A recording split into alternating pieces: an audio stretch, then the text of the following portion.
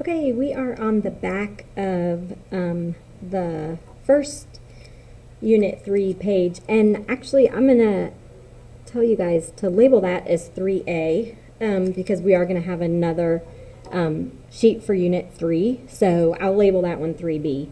But since you already have this one, if you'll put an A on that, that way you'll know which one came first. Okay, so we're on the back, we're going to look at graphing exponential functions. So my suggestion would be make a t-table. You'll probably start remembering this after we go through the examples. You should get a curve, and these basic exponential graphs are known as the parent graphs. And what we're going to be doing in the next set of examples is transforming those parent graphs on the graph. So first thing, table of values.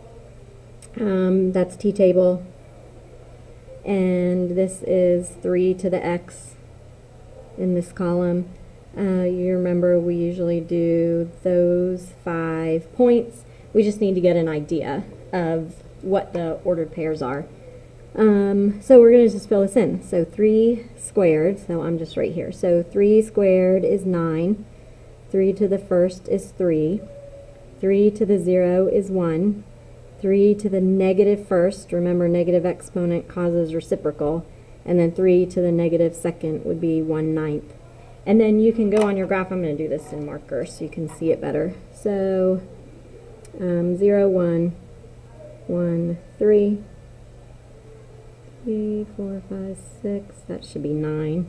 And then down here, this is just getting closer and closer to the x-axis without actually touching it. So this is the graph of 3 to the x. All right, on to the next one. So t-table first.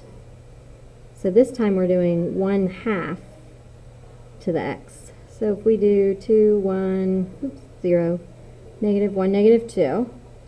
So 1/2 squared would be 1/4. 1/2 to the first is 1/2. Anything to the 0 power is 1. 1/2 to the negative first, remember that means reciprocal, so that's going to make that a 2. And 1/2 to the negative second, remember that means reciprocal, so that's going to be 4.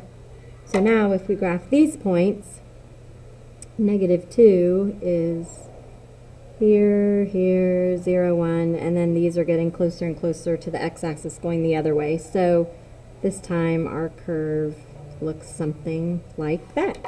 So that one's a quick one to review graphing exponential functions. My suggestion would be to make a t-table of values, and then that way it'll be easier when you go on the next section to do transformations. You'll know what the parent graph is.